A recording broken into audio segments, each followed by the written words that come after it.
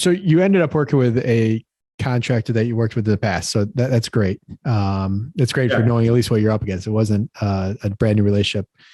How much work did you do before closing? How much work, how ready were you to get going? And what did kind of those first couple steps look like?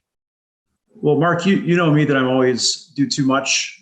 I need that who not how book just about every day of my life. So mistake number two was I at least toyed with the idea. I didn't toy with it. I really tried it for about 2 months to general contract the project myself, which was not in every way the worst thing. I have a really great electrician that knows the area. I've got a couple other really good contractors. We've got a concrete guy. So we tore into this building, started gutting things, pull a few permits. And then I just realized, man, this is like one step above all my crew's level of expertise. So I called contractor.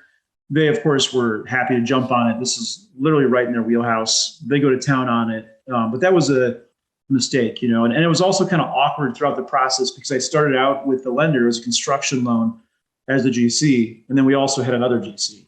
So it was kind of a weird, just annoying, awkward little thing to work through. But yeah, we got after it pretty fast. Like right out of the gate, we were running, demoing stuff, changing locks, changing doors, getting things rolling.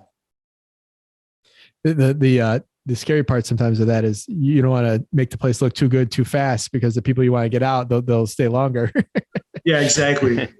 In this case, that never became an issue. In fact, I felt like the place never started looking good till almost the tail end, just because of some of the building systems that we had to change, like the porch and things like that. It was a rough building. Yeah, I remember you sharing the pictures. I remember it looked, it looked pretty That's rough. Right. I texted Mark and he asked me if it was a third world country. It looked pretty bad. Yeah. I mean, we had to do kind of everything, even some stuff you wouldn't normally think about, like CapEx wise, like the back patio had to be totally, scraped and re-poured concrete because it was like, 4 different layers that were all crumbling. The exterior porches were covered in some sort of an illegal covering. We had to rip that off. Then we had to rip the porches off. And yeah, it was a lot of fun. What was the initial budget? Like, what were you thinking the rehab would be? Yeah, so I pulled up some of those numbers before so I could tell you, just so we could laugh at all my initial budget. So it's the only thing those spreadsheets are good for. Yeah, the spreadsheets are good for you to laugh at. My initial budget was like low 400s. I had a couple different scenarios. I was thinking we'd put in maybe 35 to, worst case 40 a unit. Once we actually dove into it. Real quick, John, when you say that, what's the actual going into per unit?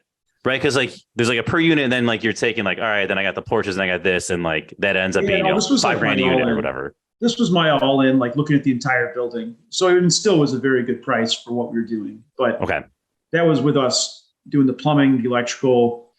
We were trying to skip certain building systems, which came back to bite us. We thought we might be able to repair porches. I don't know why I thought that, but whatever.